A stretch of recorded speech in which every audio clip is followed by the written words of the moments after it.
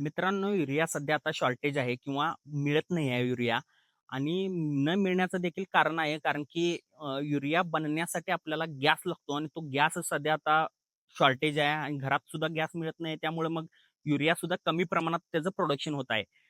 आता सध्या पुरवठा सुद्धा सुरू होईल. आता सध्या गव्हर्नमेंटच्या गाईडलाईननुसार आपल्याला एका महिन्यातून एका एकरसाठी 1 युरियाची बॅग फक्त मिळणार आहे इथून पुढे आपल्याला. त्यामुळं युरिया जरी नसला तरी काळजी करायची का कारण नाही म्हणतोय मी. कारण की आपण युरिया शिवाय दुसरं आपण नायट्रोजन कंटेंट असलेल्या लागवडी म्हणजे दुसरी खते जी भरपूर आहेत ती सुद्धा आपण वापरू शकतो. फॉर एक्झाम्पल आपण आता ह्या प्लॉटसाठी वापरलेला तसं अजूनपर्यंत आपण ह्या प्लॉटला युरिया वापरलेलाच नाही आहे.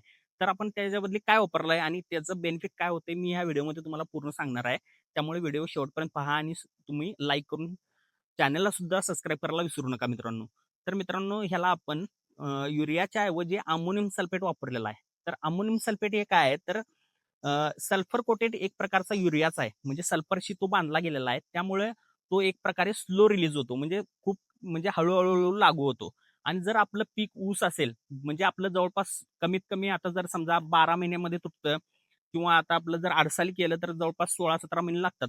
त्यामुळे इतकं मोठं कालावधीचं पीक असल्यामुळे आपल्याला युरिया हा हळू लागू झालेला पाहिजे.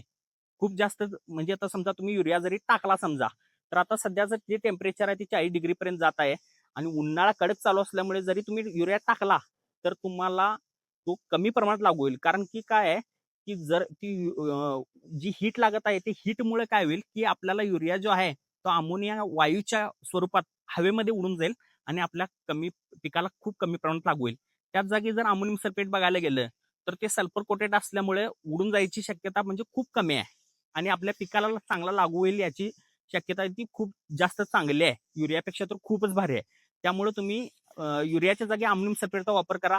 त्यामध्ये तुम्हाला जवळपास 21% तुम्हाला नायट्रोजन मिळतं आणि 25% जवळपास सल्फर मिळतं. सल्फर सुद्धा आपल्या ऊसासाठी खूप महत्वाचा घटक आहे. त्यामुळं अमोनियम सल्फेट हे आपल्याला वापरलं पाहिजे. जर का तुमची जमीन जर का पीएच जर कमी असेल म्हणजे तुमची जमीन तर सामू जर कमी असेल तर तुम्ही म्हणजे कमी प्रमाणात वापर करू शकता आणि जर का तुम्हाला ह्या व्हिडिओमध्ये मी दाखवतोय अशा पद्धतीने जर का तुमची जमीन पांढरी पडत असेल म्हणजे क्षारयुक्त झालेली असेल तर तुम्ही त्या जमिनीला नक्की म्हणजे अमोनियम सल्फेटचा वापर करा. तुम्हाला ते अगदी फायदेशीरच ठरणार आहे तुम्हाला शेवटपर्यंत.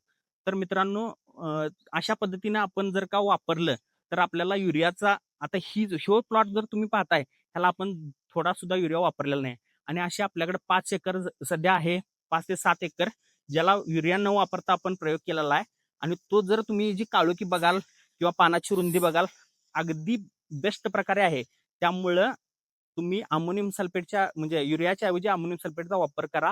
तुम्हाला ते बेनिफिट ठरेल आणि असेच व्हिडिओ पाहायचे असतील तर फार्मकास्ट इंडियाला तुम्ही नक्की फॉलो करा म्हणजे सबस्क्राईब करा.